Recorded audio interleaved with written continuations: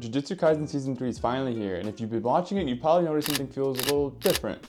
Like fundamentally different from what made us fall in love with JJK in the first place. Well, we're going to get into why the Culling Game arc is built differently comparatively to Shibuya, Hidden Inventory, even Season 1, and why that shift is intentional and controversial as fuck. Remember what made Shibuya incident so devastating?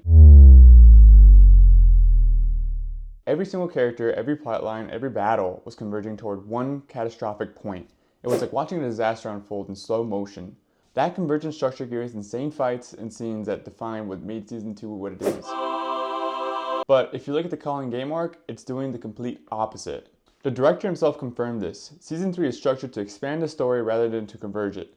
Instead of building toward a single climax, the narrative is intentionally fragmenting outward, scattering the characters across different colonies, different battles, and different storylines that don't all connect.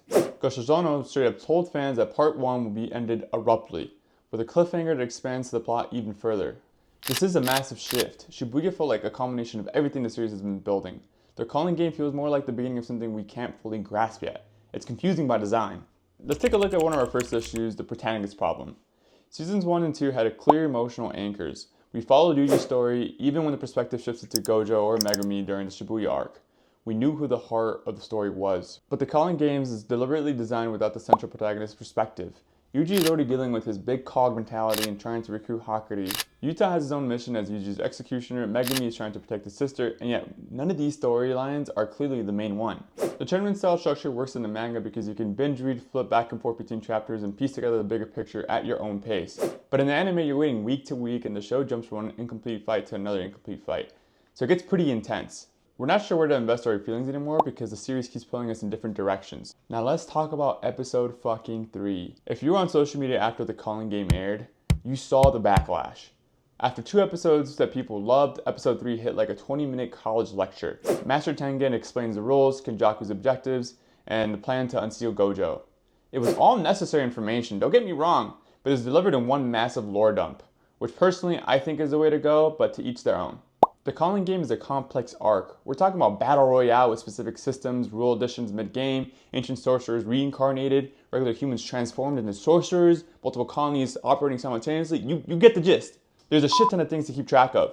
The problem is that JJK built its reputation on a battle shonen that shows and not tells. The best moments in the series are very visceral. Gojo's domain expansion, Yuji's breakdowns, Mahito's twisted philosophy that plays throughout the action. But the Culling Game, by its very true nature, requires explanation. You need to understand the rules to appreciate the strategy.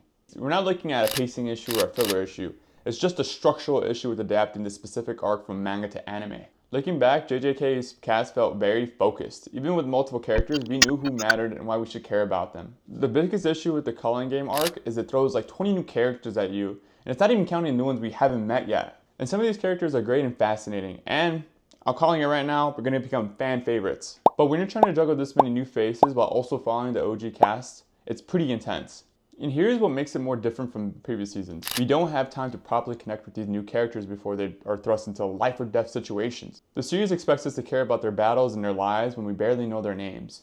Even manga readers struggle with this, aka me. I struggled with this a lot earlier.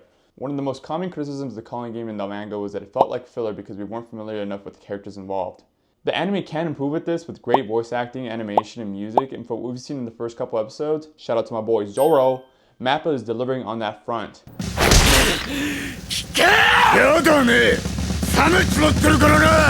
But the fundamental issue still remains. I know we've been mainly talking smack about Season 3, but just because it's different doesn't mean it's not good. The Culling Game is supposed to feel chaotic and overwhelming. It's quite literally a death game designed to create maximum curse energy throughout the constant war. The fragmented narrative and the information overload, these aren't bugs in the newest update. These are going to be like features that we're going to be using and love. Gigi himself admitted he wished he'd done more rule additions during the battles, which Mappa could actually improve on in the anime adaptation. We've already seen the studio make smart changes. I mean, have you seen these beautifully designed yapping sessions?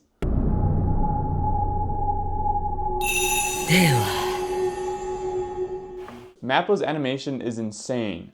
The Yuji vs Yuta fight we got in the opening episode, chef's kiss. The way they're handling Hakari's character, the atmospheric tension building in every single episode, the production quality is going nuts this season, and I feel so bad for the animators, but man, they're putting in the overtime. And for all the criticism about info dumps and pacing, there's something compelling about a shonen story is willing to take risks this big. JJK isn't playing it safe, and it's not giving us Shibuya 2.0, but it's doing something genuinely different with the tournament arc structure, and I honestly think we should appreciate this more. It's always very refreshing to experience something different in anime. So why does JJK feel so different? Because it's fundamentally different. It's trading the convergent, emotional, devastating structure of Shibuya for something more expansive and strategy focused. Whether that works for you is going to be totally subjective. Some people are going to love the strategic depth and expanded world building. Others are going to miss the action-packed gore of the last season. I'm stoked for what comes next because the manga was insane. Yeah, episode 3 was a little rough and the structure of the Culling Games is a bit challenging, but episode 6 reminded me why I can trust this series. And I think once we're deep into the Culling Games, once all these scattered threads start weaving themselves together, we're going to look at this arc very differently. I want to hear everyone's thoughts on this. Are you struggling with how different it feels? Let me know in the comments below. And if you enjoyed this breakdown, please smash that like button and subscribe for more JJK or any anime content. I'll be making more of this. Thanks for watching. See you in the next one. Peace.